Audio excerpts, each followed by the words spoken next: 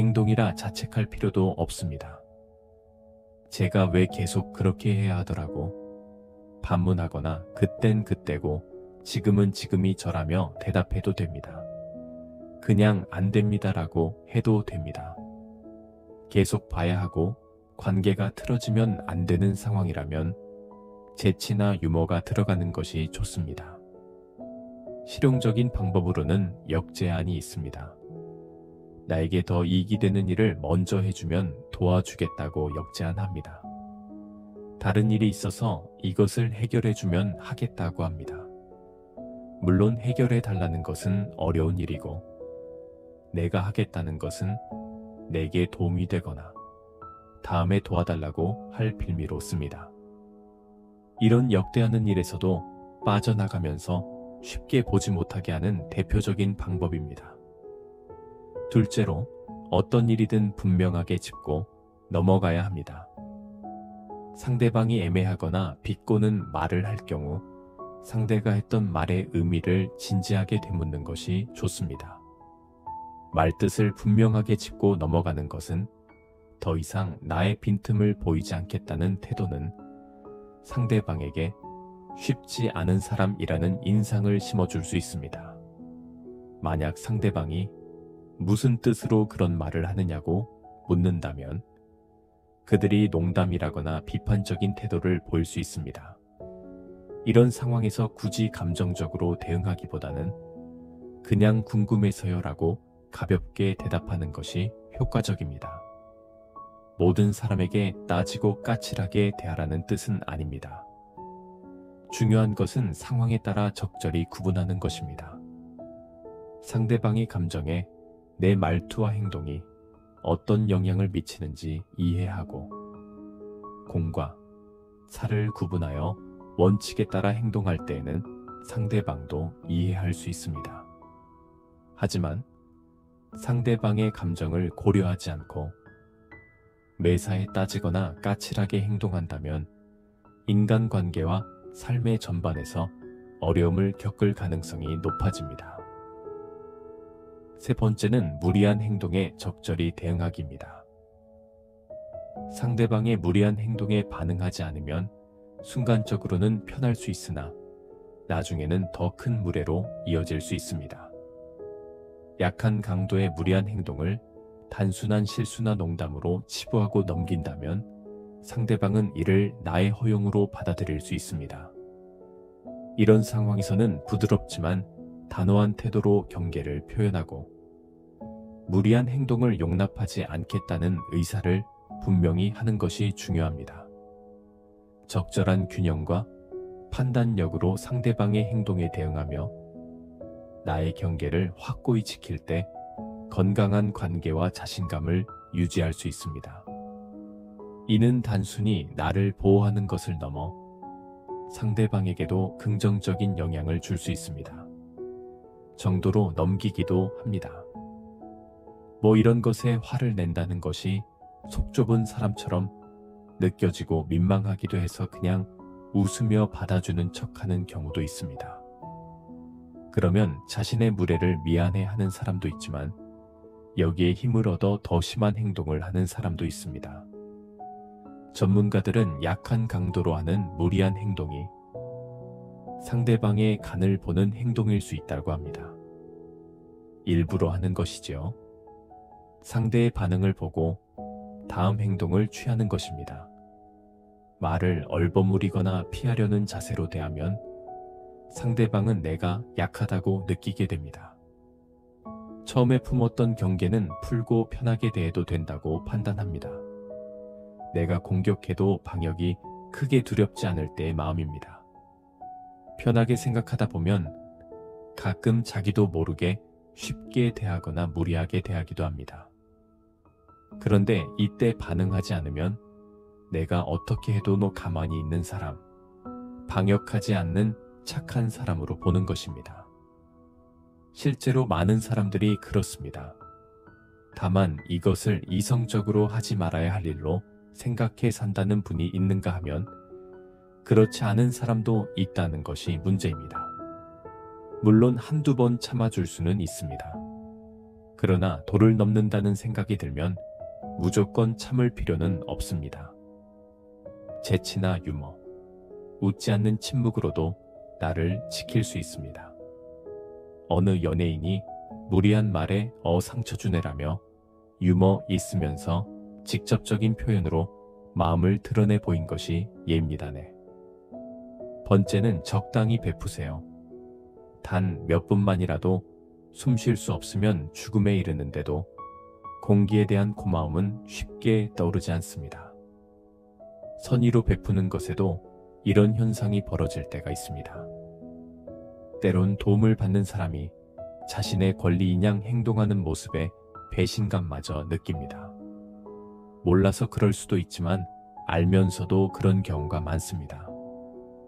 이런 문제를 막는 해결책은 나를 먼저 생각하는 것입니다. 착한 분들은 먼저 남부터 생각합니다. 상대방이 선을 넘어도 말도 못하고 꾸역꾸역 해냅니다. 그런데 상대방은 감당할 만하니까 하나보다라고 생각합니다. 이런 생각에 다음에는 더 큰 것을 부탁하죠. 물건을 깎다 보면 더 낮출 수 있을 것 같아서 한 번 더 깎는 것처럼요. 적당히 베푸세요. 나를 먼저 생각하는 것도 용기입니다. 그렇게 하면 많은 문제가 해결될 수 있습니다.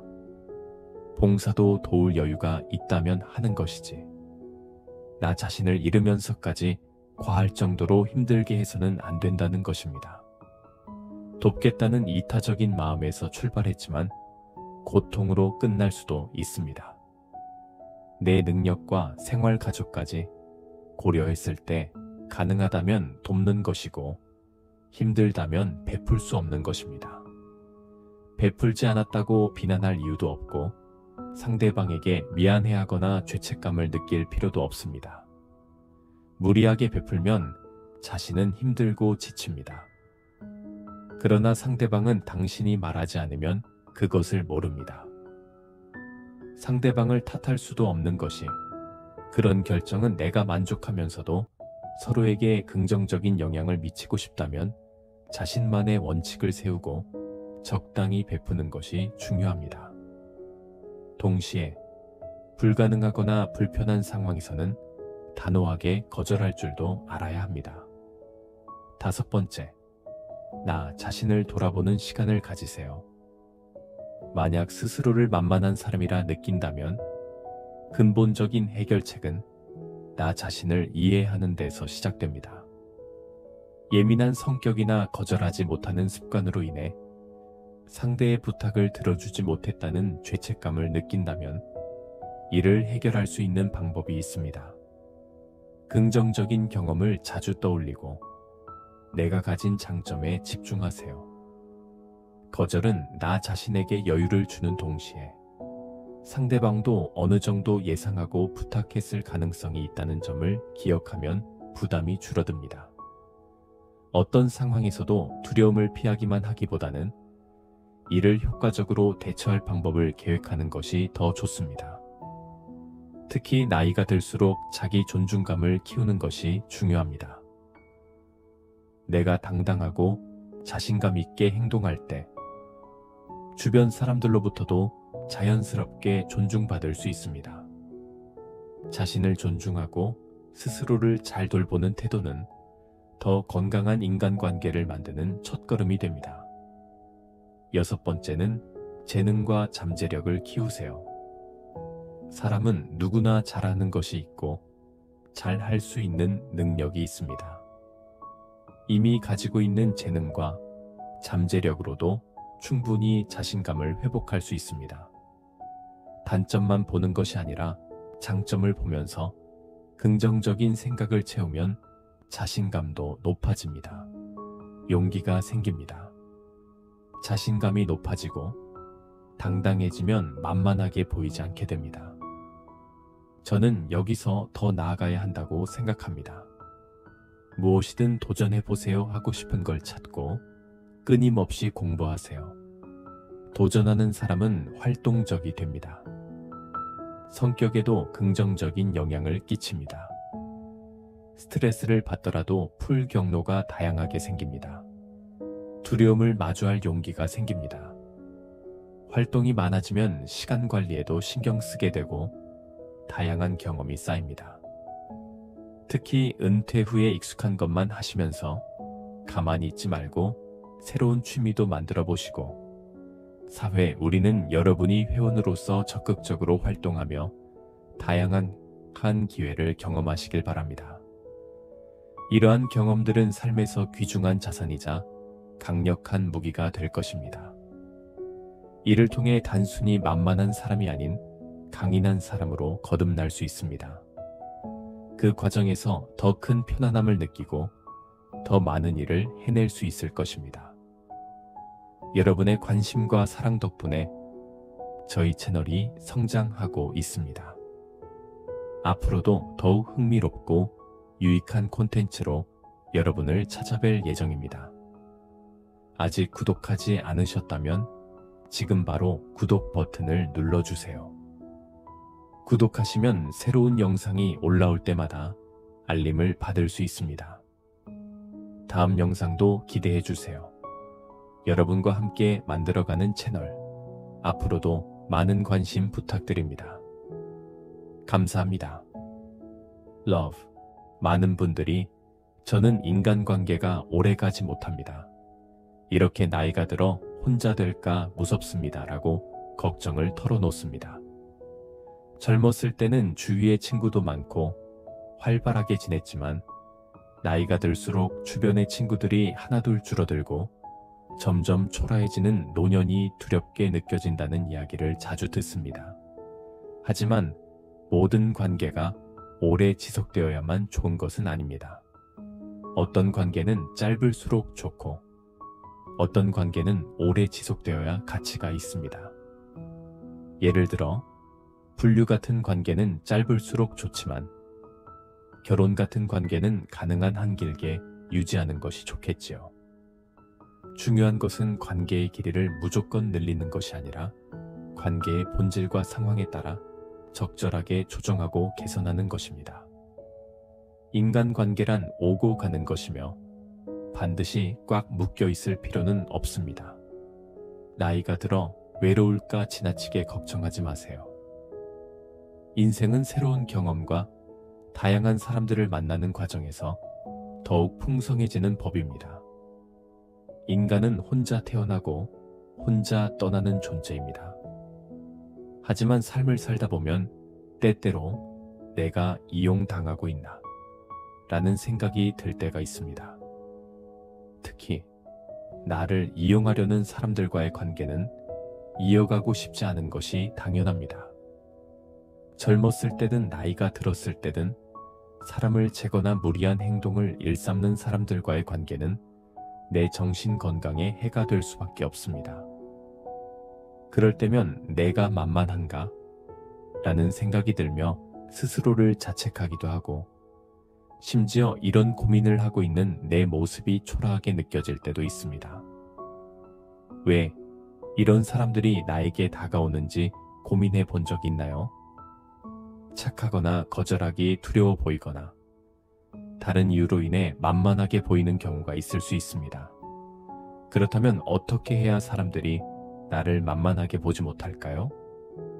나이가 들수록 인간관계에 대한 삶의 지혜가 더욱 중요해집니다. 오늘은 노후에 만만하지 않은 사람이 되기 위해 필요한 방법과 대처법에 대해 이야기해 보겠습니다. 인생 조언 6가지를 듣겠습니다. 직장에서 함께 일하는 동료 때문에 힘들다는 분이 있었습니다. 그 동료는 일을 굉장히 잘하고 인정받는 분인데 말을 할 때는 툭툭 던지듯이 해서 꼭 지적을 받는 기분이 들어 상처가 심하다고 합니다. 그런데 여러분, 여기 알이 토실토실하게 익은 밤송이가 있어요. 이 밤은 맛도 있지만 영양가도 높아서 누구든 먹고 싶어 합니다. 그런데 밤을 먹으려면 먼저 밤송이를 까야겠지요. 밤송이를 까려면 가시가 손을 잡고 찌르게 돼요. 그러면 먹는 것을 포기하나요? 가시를 피해서 잘 까야 할까요? 밥 말고도 다른 먹을 것이 많으면 굳이 가시에 찔려가면서 밤을 까지 않아도 되고, 밤이 꼭 필요하면 가시에 찔리더라도 밤을 까 합니다. 밤이 얼마나 맛있는데 왜 가시가 있을까? 가시가 없는 밤이 있으면 얼마나 좋을까?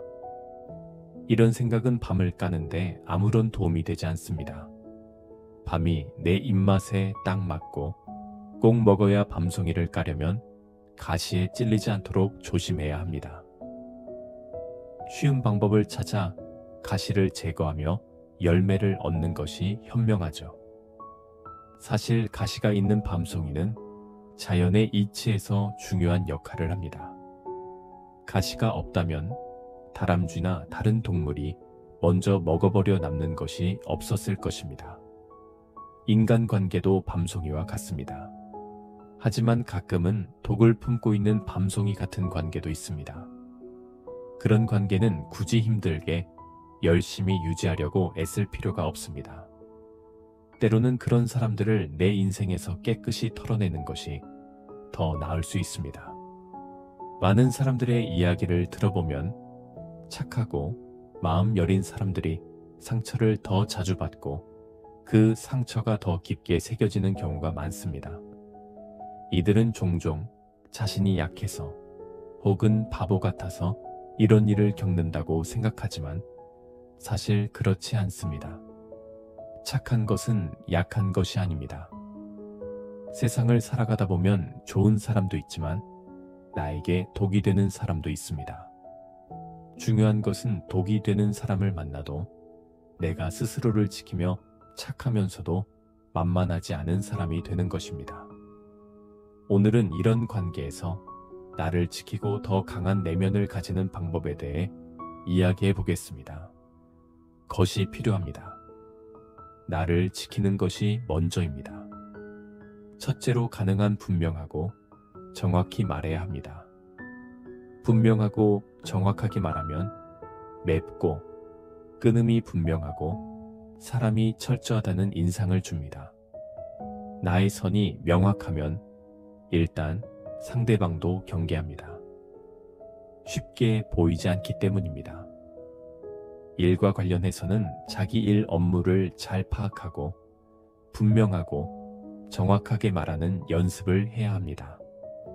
우리는 업무와 관련된 부분과 사람 영향까지 파악하고 있는 것을 훤히 꿰뚫고 있다라고 표현합니다. 뭔가를 꿰뚫고 있는 사람, 깊게 아는 사람은 당연히 무시하기 힘듭니다. 대화를 할 때 필요한 말을 정리하여 천천히 말하는 사람은 내공이 있어 보입니다. 정리하여 말할 줄 아는 사람은 생각의 깊이가 깊다는 말입니다. 필요 없는 말을 중구난방으로 늘어놓는 사람보다 훨씬 더 있어 보입니다. 내 의견과 주관을 잘 말하는 사람은 분명하고 정확하게 말하는 사람입니다. 상대방을 배려하면서도 자신의 의견을 명확히 전달할 줄 아는 사람은 능력 있는 사람입니다.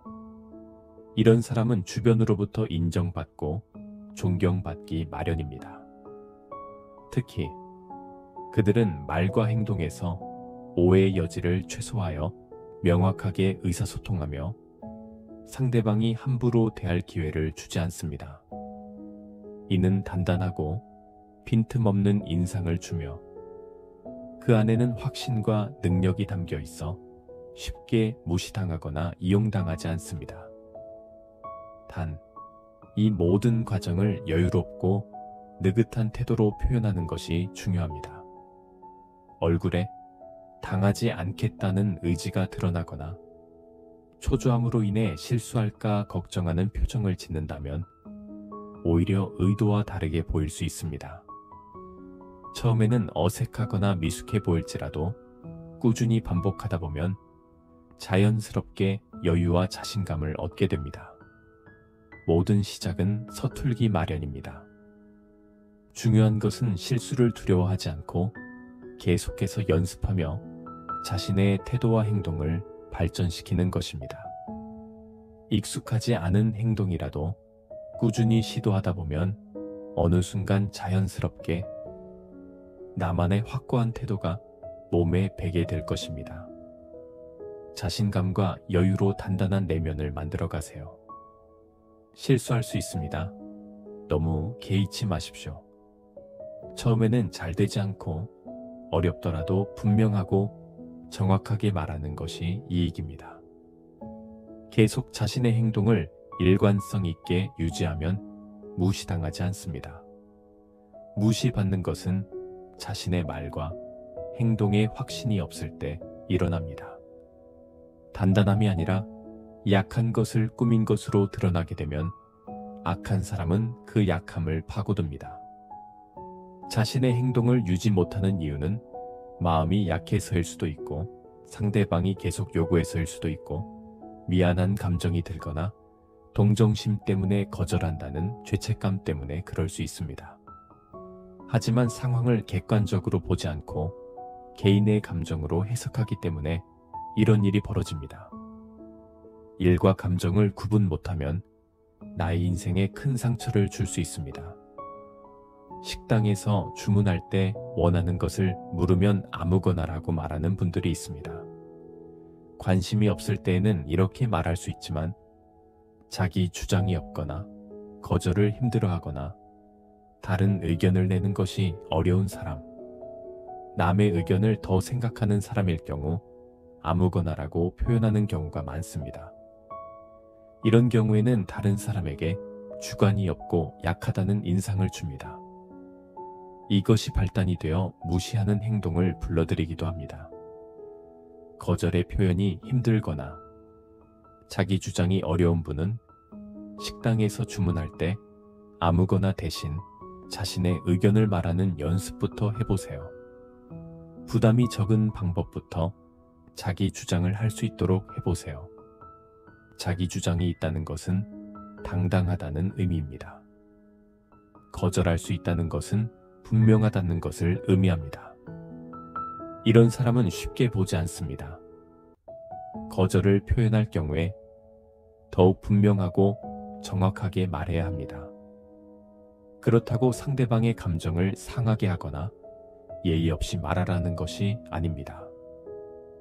이렇게 하지 않고도 내 의사를 전달할 수 있습니다. 재치 있게 말하며 거절 표현을 할 수 있습니다.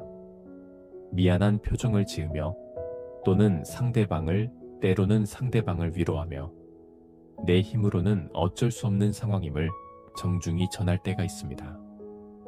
이는 단순히 거절의 상황뿐 아니라 분명하고 정확한 의사 표현을 할 때도 마찬가지입니다. 이렇게 하면 상대방에게 미움을 사지 않으면서도 원만한 관계를 유지할 수 있습니다. 중요한 것은 자신의 결정을 명확히 전달한 후에는 감정적으로 흔들리거나 우유부단하게 결정을 번복하지 않는 것입니다. 상대방이 사정을 한다 해도 쉽게 바꾸지 않는 것이 좋습니다. 왜냐하면 이런 상황을 악용하여 사정하면 받아준다고 생각하는 사람들이 있기 때문입니다. 만약 그때는 해줬는데 지금은 왜 안 되느냐고 반문한다면 이는 나의 문제가 아니라 상대방의 문제입니다. 특히 내 호의를 자신의 권리로 여기는 사람에겐 적당한 거리를 두는 것이 필요합니다.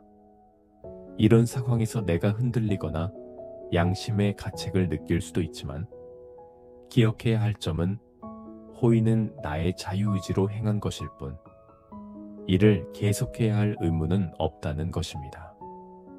일관성을 지나치게 고집할 필요도 없고 거절의 이유를 장황하게 설명할 필요도 없습니다. 이는 원칙의 문제가 아니라 나의 상황과 의지에 따라 달라질 수 있는 문제이기 때문입니다. 자신이 선택한 결정에 대해 당당함을 유지하고 상대방의 반응에 흔들리지 않는 태도가 중요합니다. 이렇게 하면 나의 경계를 지키면서도 건강한 관계를 이어갈 수 있습니다.